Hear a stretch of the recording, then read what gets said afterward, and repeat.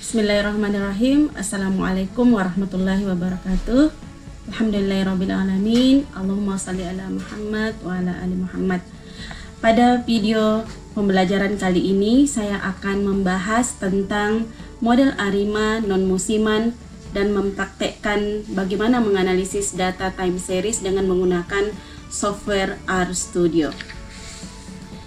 Nah, sebelum itu saya akan menjelaskan tujuan dari pembelajaran ini adalah untuk mengetahui bahwa mahasiswa mampu memahami dan menjelaskan konsep dasar time series. Yang kedua, mampu memodelkan data deret waktu dengan menggunakan metode ARIMA Box-Jenkins non-musiman menggunakan software R. Yang ketiga, mampu melakukan peramalan atau forecasting untuk beberapa tahap ke depan dengan menggunakan software R. Yang keempat adalah mampu menginterpretasikan hasil pengolahan data yang diperoleh. Namun sebelum itu, terlebih dahulu adik-adik harus mengerti apa sih sebenarnya itu deret waktu. Jadi, analisis deret waktu merupakan serangkaian data pengamatan yang terjadi berdasarkan indeks waktu secara berurutan dengan interval waktu tetap. Salah satu prosedur statistika yang diterapkan untuk meramalkan struktur probabilistik keadaan yang akan terjadi di masa yang akan datang dalam rangka pengambilan keputusan. Nah, model ARIMA Box-Jenkins terdiri dari 3 aspek. Yang pertama adalah autoregressive atau AR, yang kedua adalah integrated atau I, yang ketiga adalah moving average atau MA. Nah, secara umum model ARIMA ini dituliskan dengan notasi ARIMA PDQ. P ini adalah orde dari proses autoregressive, D ini adalah differencing, Q ini adalah orde dari proses moving average. Metodologi Box-Jenkins terdiri dari 4 tahap. Yang pertama adalah identifikasi, yang kedua adalah penaksiran atau estimation parameter, yang ketiga adalah pemeriksaan diagnostik atau diagnostic checking, yang keempat adalah peramalan atau forecasting. Nah, apa yang dilakukan pada tahap identifikasi?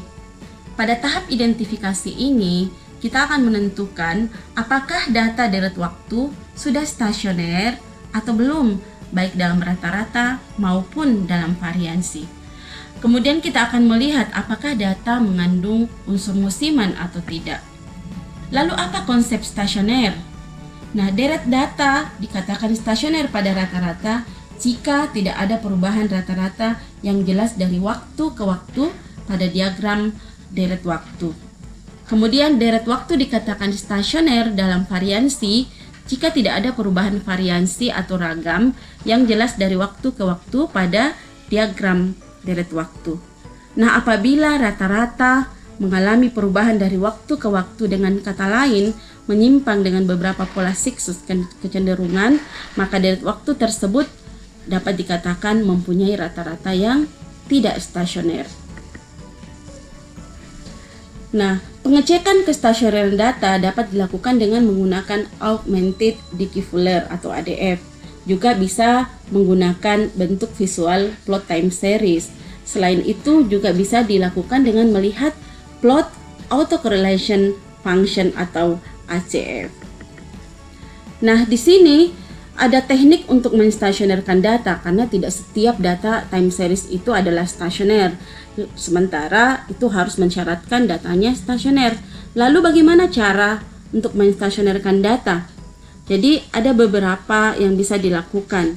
Kalau datanya belum stasioner dalam rata-rata, maka kita bisa menstasionerkan melalui proses yang namanya proses differencing. Kalau datanya belum stasioner dalam variansi, maka kita dapat menstasionerkan melalui transformasi Box-Jokes.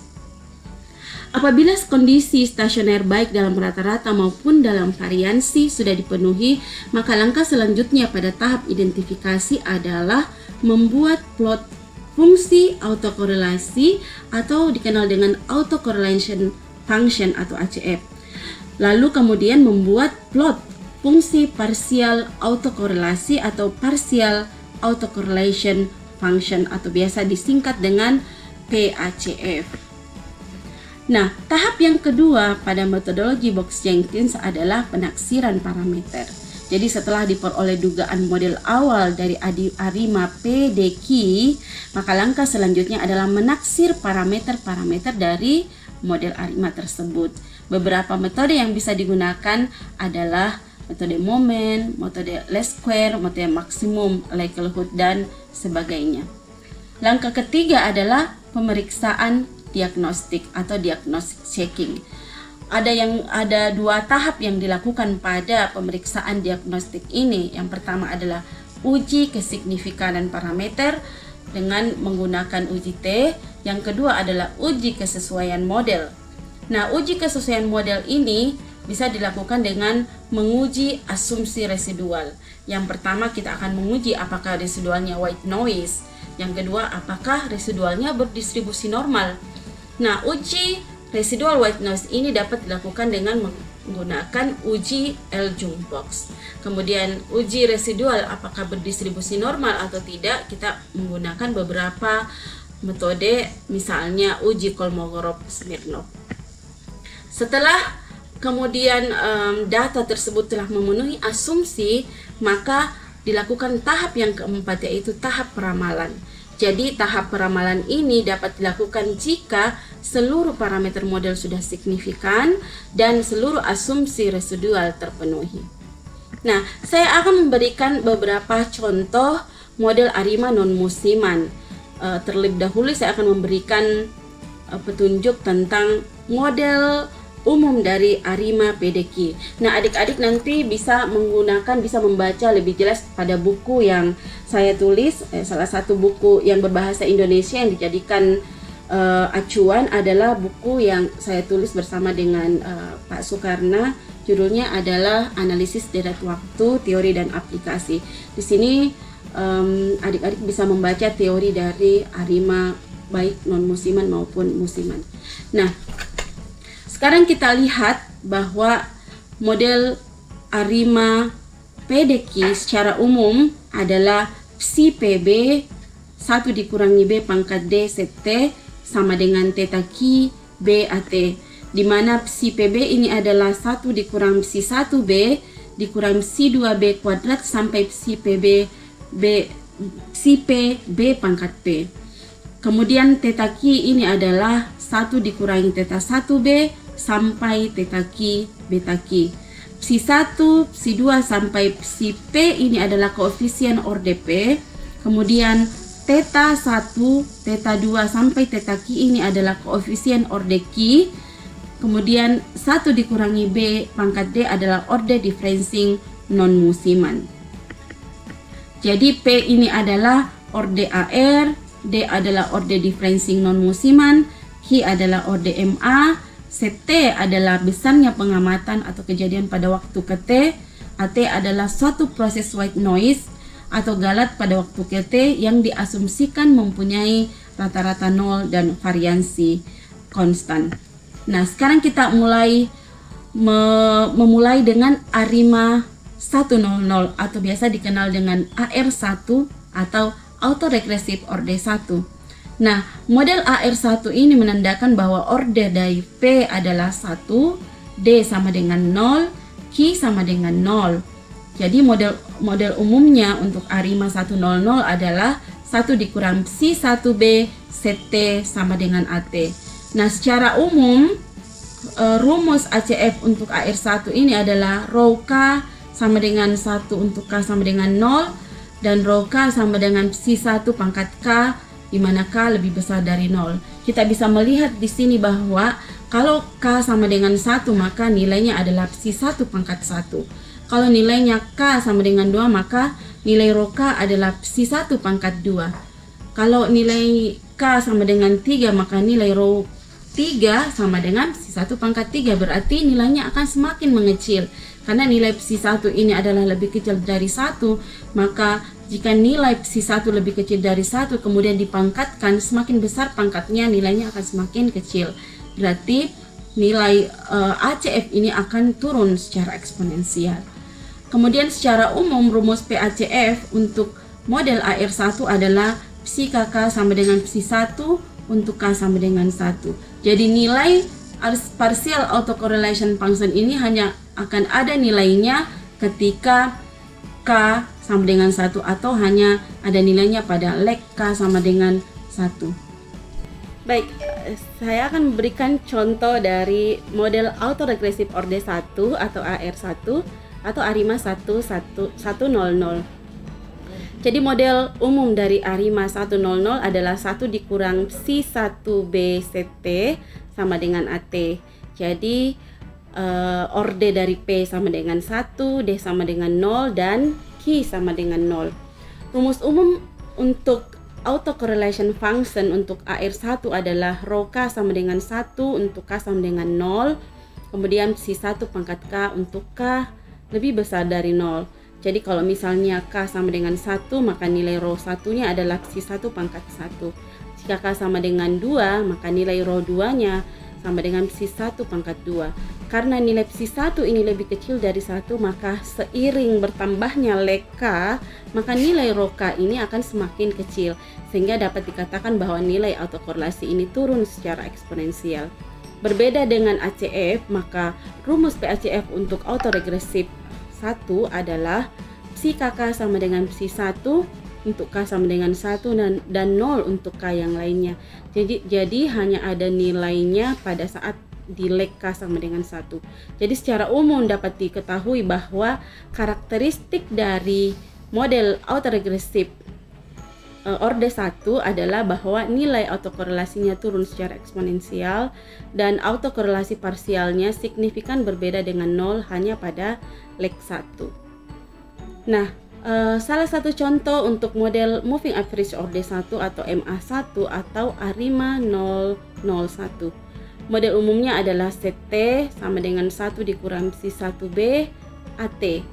Jadi model MA1 ini menandakan bahwa orde dari P sama dengan 0, orde dari Q sama dengan orde dari D sama dengan 0, dan orde dari Q sama dengan 1.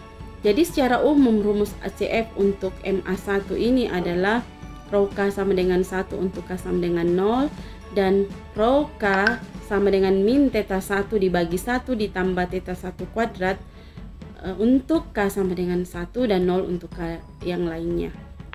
Jadi dari rumus ini kita bisa melihat bahwa karakteristik dari model autoregresif atau model MA1, jadi model MA1 ini ya, karakteristik dari model MA1 bahwa nilai autokorelasinya hanya ada pada leg 1 dan nilai PACF-nya turun secara eksponensial. Jadi di sini terbalik ini, turun secara eksponensial. Nah, untuk lebih jelasnya saya akan memberikan sebuah kasus.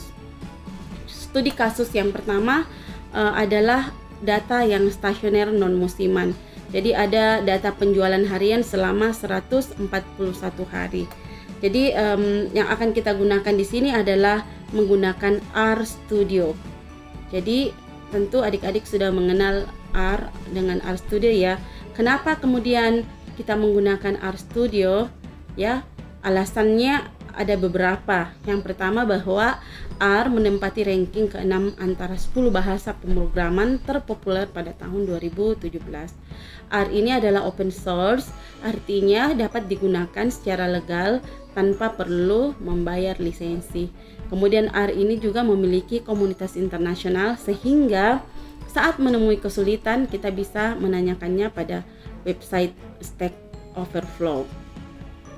Baik, sekarang kita buka langkah-langkah menginstal R ini, bisa adik-adik lihat di website seperti ini ya. Sekarang saya akan membuka data di Excel. Jadi pertama kita buka data 1 ya, namanya saya simpan dengan data 1. Coba kita lihat bersama data 1. Nah, perlu adik-adik ketahui bahwa menuliskan data time series itu adalah memanjang ke bawah ya. Jadi ini adalah waktunya, ini adalah CT-nya. Jadi data tadi ada sebanyak 149. Nah, jadi pertama kita akan mengetik di Excel ini. Kemudian kita save dalam bentuk CSV file. Bagaimana caranya? kita hanya klik file, save, ya bisa save. Kemudian kita simpan di mana? Dalam hal ini saya simpan di folder KMMI. Kemudian kita beri nama, dalam hal ini saya beri nama data 1, kemudian simpan dengan CSV atau comma delimited. Nah, di sini ada beberapa CSV, silahkan adik-adik memilih CSV comma delimited, save. Ya, karena saya sudah save ya, saya cancel saja. Setelah di save, berarti kita akan membuka program RStudio. Silahkan adik-adik membuka program RStudio. Nah, sekarang saya akan buka program RStudio-nya ya. Buka MMI, kemudian ada R program data 1. Nah, untuk memulai R program ya dan menggunakan time series, maka kita akan menggunakan library time series. Kalau untuk fasilitas forecasting, kita akan menggunakan library forecast. Kemudian untuk koefisien test, kita menggunakan library LM test. Kemudian untuk menguji normality test, kita akan menggunakan library norm test atau norm test. Nah, kalau misalnya pada saat adik-adik kemudian mengerun library time series ini, kemudian tidak muncul error berarti dan mengatakan bahwa there is no package called time series, maka itu berarti bahwa adik-adik harus menginstall package-nya terlebih dahulu. Tapi kalau tidak, maka berarti sudah terinstall. Kita hanya cukup menginstall satu kali saja sebuah package. Nah, sekarang kita run dulu ya. Library time series, library forecast, library norm test, kemudian library. Nah, sekarang kita set working directory. Karena saya tadi menyimpan working directory saya pada C user aswi dokumen KMMI, maka saya harus menuliskannya seperti ini. Jadi langkah tadi, kalau kita bisa membuka Excel tadi, kita bisa melihat ya data 1 tadi di mana saya simpan. Kita bisa melihat bahwa mana tadi data 1 kita bisa melihat di mana tersimpannya. Baik, saya lanjutkan, don't save. Saya lanjutkan dulu ya R-nya. Sekarang kita melihat setelah ini kita run dan tidak ada error yang muncul, maka kita bisa melanjutkan memanggil nama data. Jadi data tadi saya simpan dengan data 1 CSV. Kemudian ditulis save sama dengan tanda petik titik koma. Jadi ini adalah supaya tidak jadi terpisah antara kolom 1 dengan kolom 2. Jadi membaca data bisa menggunakan read CSV. Apa nama data kita dituliskan dengan .csv. Kemudian kita run. Coba kita run. Ya. Dan kita bisa melihat data itu dengan merun data. Kita lihat di sini. Jadi bentuk data kita itu akan terlihat di konsol ini. Jadi datanya ada 2 kolom, ada variabel T dan ada variabel set T. Nah, apa yang terjadi adik-adik seandainya tadi kita tidak menuliskan separate ya. Misalnya seperti ini. Ctrl C, kemudian saya coba tanpa ada separate file, maka dia akan membaca satu kolom adik-adik ya. Dia akan membaca satu kolom seperti ini. Jadi itulah pentingnya kita menggunakan separate. Jadi save sama dengan tanda petik titik koma. Jadi memisahkan antara data yang kolom 1 dengan data kolom yang kedua. Ya, baik. Ini adalah tidak bisa kita gunakan. Jadi kita menggunakan separate data. Bagaimana kalau kita mau melihat data pada bagian awal-awal saja, karena datanya terlalu banyak, maka kita bisa menggunakan head data.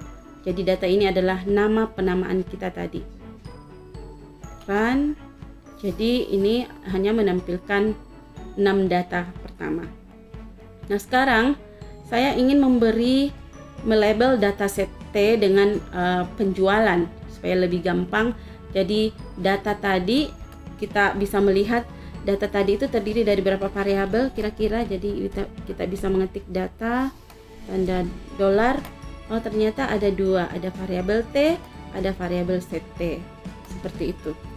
Jadi data dengan variabel set T tadi kita definisikan menjadi penjualan. Kemudian T-nya tadi kita definisikan dengan hari, karena data penjualannya adalah harian.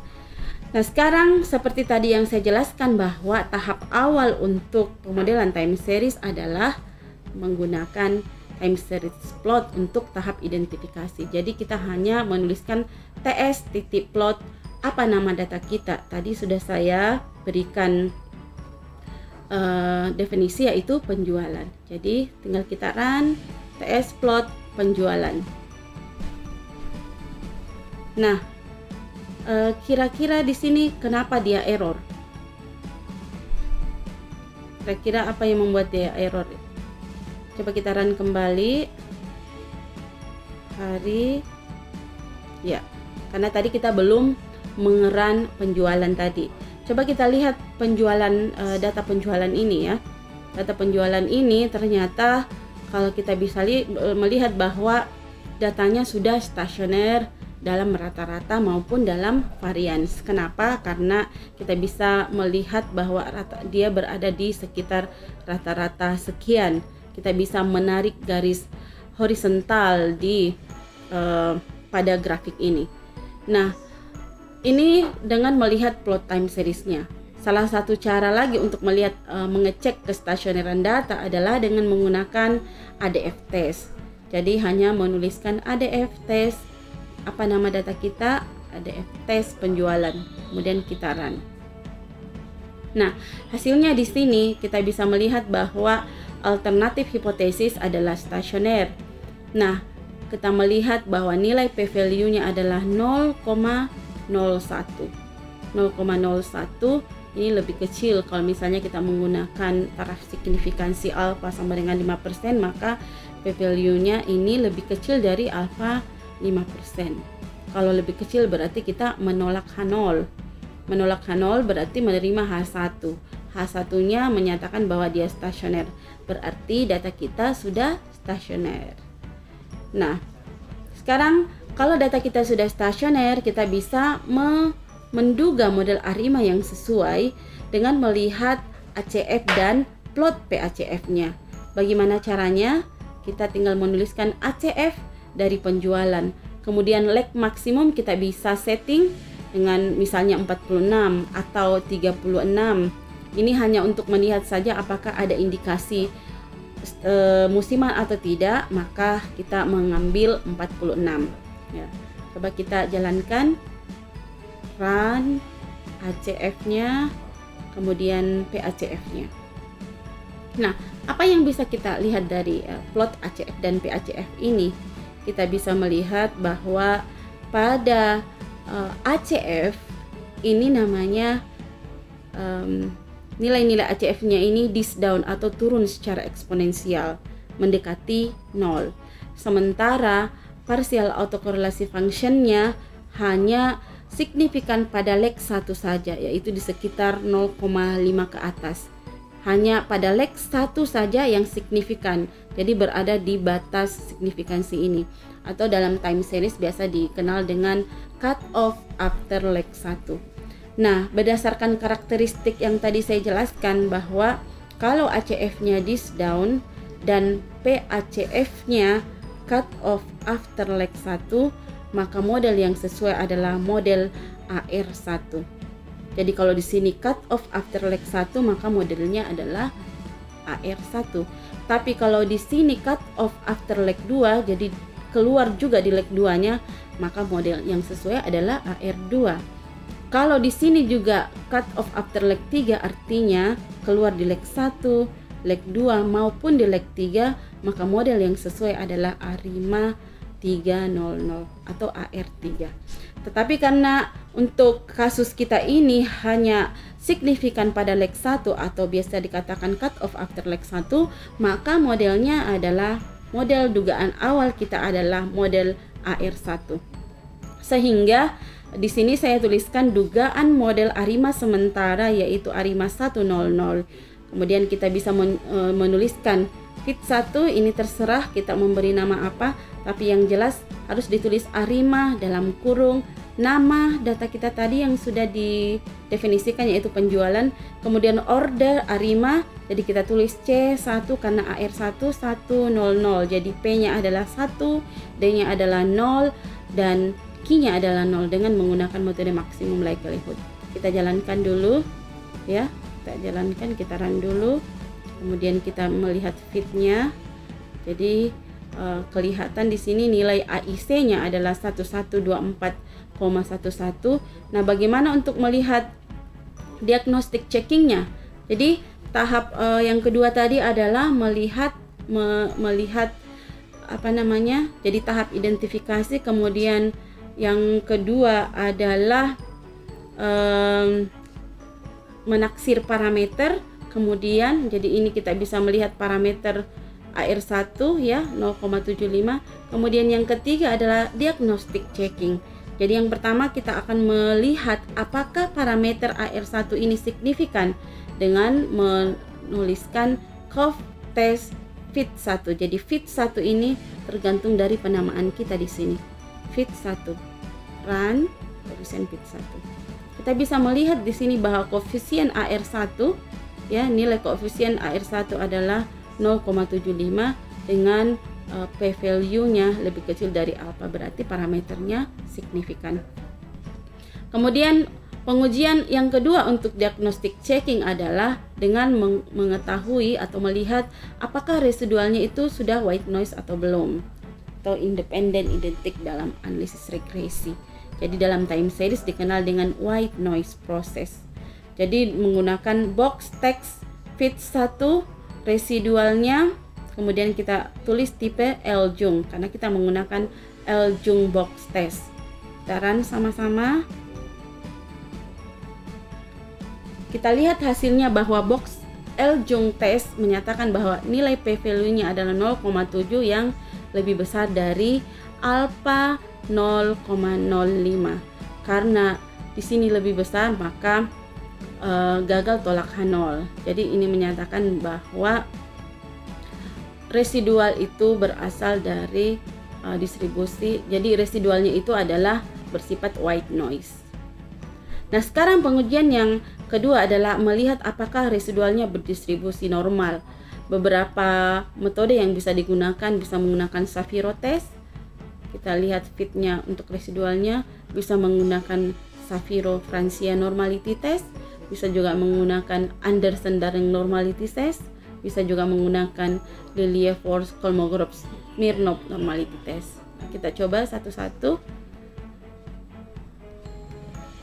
Kita coba dulu satu-satu ya. Shapiro test, kita run. Nilai p-value-nya adalah 0,7 ya. Kemudian yang kedua 0,5, yang ketiga 0,3. Dan yang keempat ya juga 0,1. Semua ini contoh yang kita lakukan ini ya, mengecek apakah residual berdistribusi normal atau tidak. Nilai p-value-nya lebih kecil dari alpha, berarti menyatakan bahwa residual dari data ini adalah berdistribusi normal. Nah, karena sudah memenuhi asumsi, parameternya juga sudah signifikan ya, maka baru kemudian kita bisa melanjutkan pada tahap forecasting. Tapi seandainya tadi ada salah satu asumsi yang tidak dipenuhi, maka kita akan kembali ke awal, yaitu tahap identifikasi awal. Berarti model ARIMA tadi yang kita usulkan belum memenuhi. Jadi kita harus mencari model ARIMA yang lain yang kira-kira nanti akan memenuhi persyaratan tersebut, asumsi-asumsi tersebut. Nah, karena ini sudah dipenuhi, maka kita akan melakukan forecasting untuk 12 tahap ke depan. Jadi ini tergantung dari kita mau berapa tahap ke depan kita mau lihat hasilnya, bisa 12, bisa 3 dan selanjutnya. Hanya dengan menulis forecast, nama data kita tadi adalah penjualan, kemudian model fit 1, H sama dengan 12, H sama dengan 12, ini berarti kita akan memforecast 12 tahap ke depan. Jadi ini kita bisa ganti dengan 3, dengan 6, dengan 1 kalau cuma satu tahap ke depan yang kita mau lihat. Sekarang kita jalankan forecasting. Kita lihat forecast. Nah, inilah nilai-nilai forecast dari data penjualan. Jadi data penjualan untuk hari ke 150 adalah 1021. Untuk data ke 151 adalah 1017 dan seterusnya. Ya, seperti itu. Nah, ini adalah contoh data yang stasioner. Nah, saya akan memberikan salah satu contoh lagi di mana datanya tidak stasioner karena adik-adik nanti butuh, kebanyakan sebenarnya data-data time series itu tidak stasioner. Makanya saya akan memberikan contoh yang tidak stasioner.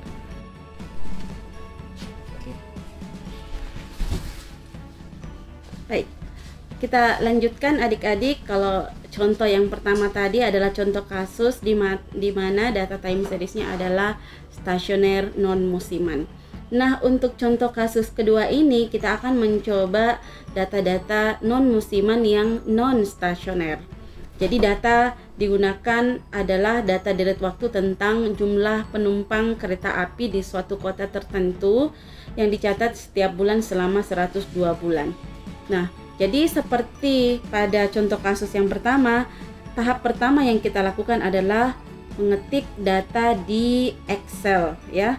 Dan kita beri nama dengan data 2. Jadi di Excel itu kita mengetik untuk data T, waktunya adalah 1 sampai 102, kemudian data penumpangnya untuk waktu ke-1 bulan pertama penumpangnya sebanyak 639, penumpang pada bulan kedua sebanyak 643. Jadi kembali ya, kita save file itu dengan .csv file. Jadi save as, kemudian saya simpan di KMMI, kemudian saya beri nama data 2 dan ingat untuk mengklik CSV, delimited, save ya, karena saya sudah save ya, jadi saya cancel. Adik-adik save karena belum mencoba, karena saya sudah memasukkan data terlebih dahulu, maka saya cancel ya.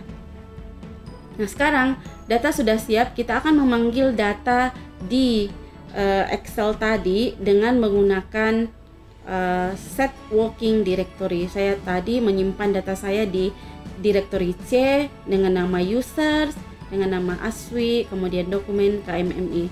Nama data tadi adalah data 2 CSV file. Jadi kita akan memanggil data itu dengan menggunakan read.csv ya. Saya memberikan nama data itu tadi dengan nama data. Jadi ini terserah, adik-adik bisa menggunakan nama adik-adik sendiri. Jadi untuk kasus ini saya menggunakan data. Jadi ingat bahwa dalam menggunakan package time series kita akan menggunakan library time series. Kalau misalnya ini pada saat kita run dan muncul kata error there is no package core time series, maka kita harus menginstall package TST series tersebut. Nah, baik, kita akan mengerun library forecast untuk forecasting, LM test untuk koefisien dari tes itu, kemudian menggunakan normality test. Kemudian set working directory, saya memberi nama data untuk data jumlah penumpang kereta api dengan nama data 2. Nah, kita bisa melihat data tersebut dengan mengerun data. Nah, karena ini datanya sebanyak 102, kita bisa melihat mengecek betulkah data yang kita masukkan itu adalah data yang kita maksud, yaitu data penumpang kereta. Kita bisa menggunakan dengan menulis head, mengerun head data. Jadi hanya akan menampilkan data sebagian saja di awal.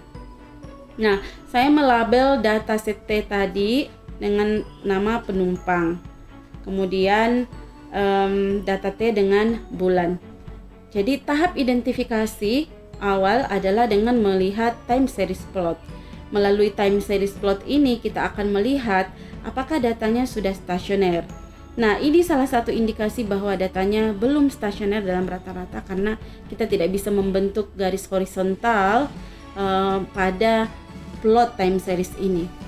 Nah, itu dari segi plot time seriesnya. Salah satu cara lagi yang bisa digunakan adalah untuk mengecek kestasioneran data adalah melalui ADF test. Kita run ADF testnya, kita bisa melihat bahwa p-value-nya adalah 0,6. 0,6 adalah lebih besar dari alpha yang menyatakan bahwa gagal tolak Hanol atau gagal tolak Hanol berarti apa? Gagal tolak Hanol berarti menerima Hanol. Menerima Hanol yang menyatakan bahwa data belum stasioner karena alternatif hipotesisnya adalah stasioner. Berarti ini juga mengindikasi bahwa data kita belum stasioner dalam rata-rata. Nah, seperti yang tadi saya sampaikan bahwa syarat yang harus dilakukan untuk memodelkan time series adalah bahwa datanya stasioner baik dalam rata-rata maupun variance. Kalau datanya belum stasioner, maka kita harus menstasionerkan. Nah, salah satu cara untuk menstasionerkan data yang belum stasioner dalam rata-rata adalah dengan menggunakan differencing. Nah, salah satu juga yang bisa kita lihat indikasi bahwa data itu belum stasioner dalam rata-rata adalah melalui uji ACF-nya. Kita bisa lihat dulu ACF-nya ya. Nah, kalau kita lihat ACF-nya ini pada leg 1 turun signifikan berbeda dari 0 ya, karena berada di luar batas signifikansi ini, dan turunnya secara lambat, jadi mendekati garis lurus. Ini juga salah satu indikasi bahwa data kita belum stasioner ya. Jadi kita bisa melihat dengan melakukan time series plot, bisa juga melihat ADF testnya, bisa juga melalui plot ACF-nya untuk melihat apakah data kita stasioner atau tidak stasioner. Nah, jadi kita akan menstasionerkan data ini dengan melakukan differencing. Jadi pertama kita lakukan differencing 1 dulu ya. Kita lihat differencing. Jadi perintahnya adalah diff. Nama data kita tadi adalah penumpang, kita sudah definisikan penumpang, kemudian differencingnya adalah 1. Jadi diff 1. Coba kita lihat hasil differencingnya. Jadi dari mana angka-angka 4 minus 3 13 ini? Coba kalau kita lihat kembali ya. Jadi hasil differencingnya adalah 4. Nah, tadi kita bisa melihat bahwa data awalnya adalah coba kalau kita lihat datanya, data awalnya adalah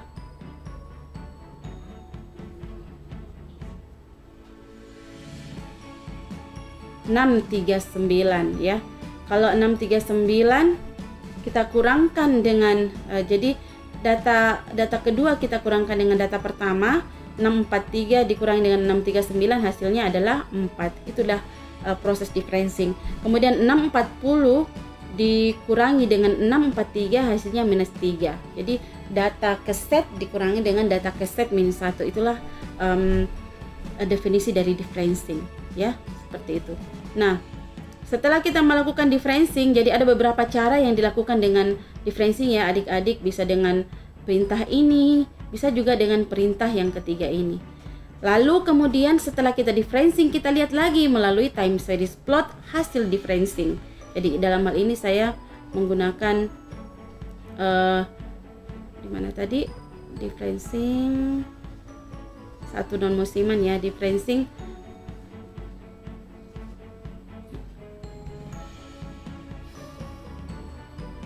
Oke, saya lanjutkan. Ternyata kalau kita melakukan plot differencing ya, ini belum ada. Jadi kita bisa melihat plot time series hasil differencing. Coba kita lihat, Ctrl C.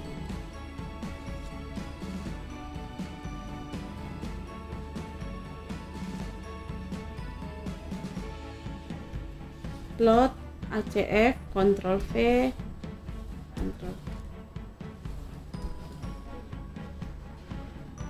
TS plot, kemudian kita melihat differencing ini ya, differencing. Jadi kita melihat time series plot untuk data yang sudah kita differencing.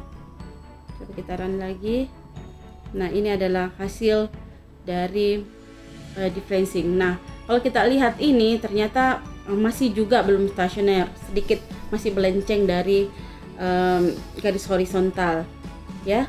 Jadi kita juga bisa melihat melalui ADF testnya ya, ADF testnya, ADF test pada data yang sudah di differencing seperti ini. ADF testnya run. Nah, ternyata nilainya adalah 0,06, masih lebih besar dari alpha 5%. Berarti ini gagal tolak H0. Jadi menerima H0 yang menyatakan bahwa data belum stasioner. Karena datanya belum stasioner, maka kita bisa melakukan differencing lagi dari hasil data differencing. Jadi perintahnya adalah diff dari data yang sudah differencing, kemudian difference 1 di sini. Atau kita juga bisa melihat bisa menggunakan differencing 2, diff penumpang dari data awal tadi dengan differencing langsung 2 di sini bisa. Jadi kita lakukan dulu ya, misalnya ini differencing 2, ini juga differencing 2.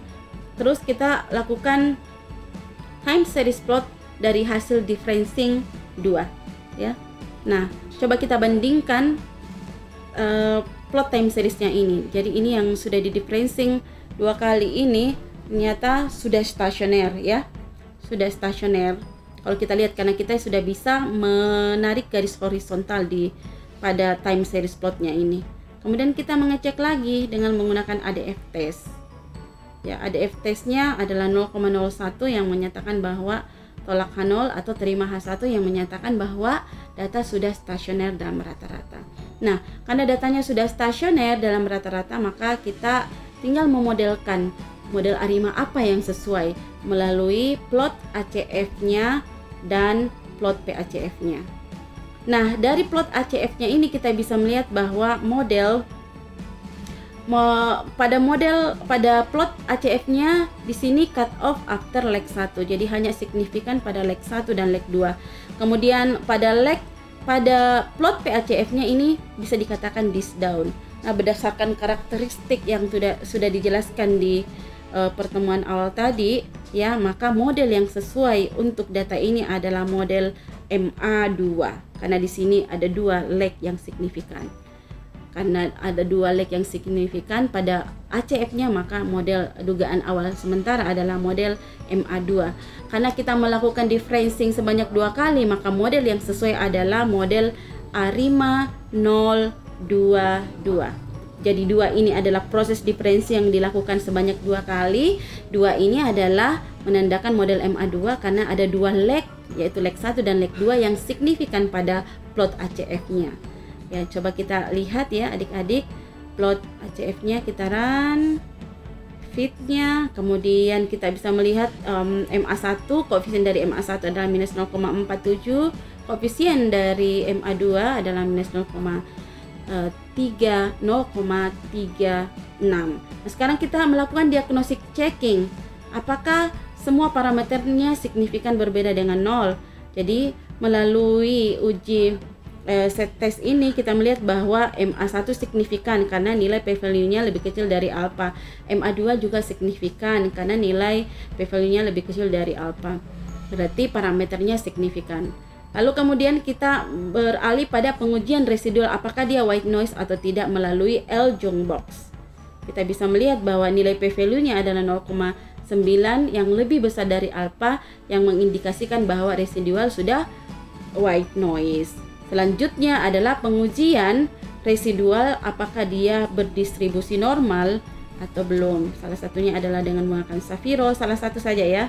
Ya, ini menyatakan bahwa distribusi residual dari model ini adalah white noise. Sudah berdistribusi normal. Nah, karena semua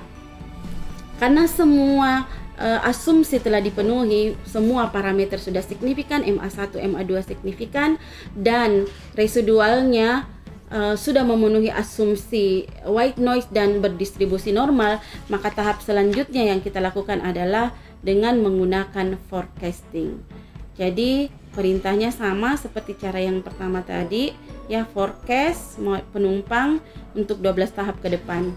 Jadi model untuk forecast, ya, forecasting untuk model ARIMA 022 adalah seperti yang tadi disampaikan, dan forecastingnya untuk hari ke bulan ke, karena ini datanya bulan ke 103 di forecast, ya, diramalkan ada sebanyak 810 penumpang. Untuk bulan ke 104 ada sebanyak 807 penumpang.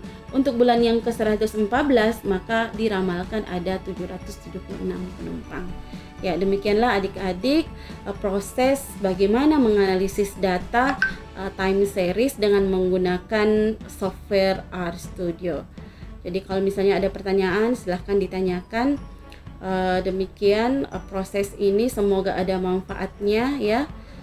Jadi saya sudah menjelaskan bagaimana menganalisis data, baik data-data yang tidak stasioner maupun data-data non musiman yang stasioner, dan langkah-langkahnya, ya, dengan jelas tahap demi tahap. Saya akhiri, wabillahi taufiq wal hidayah. Wassalamualaikum warahmatullahi wabarakatuh.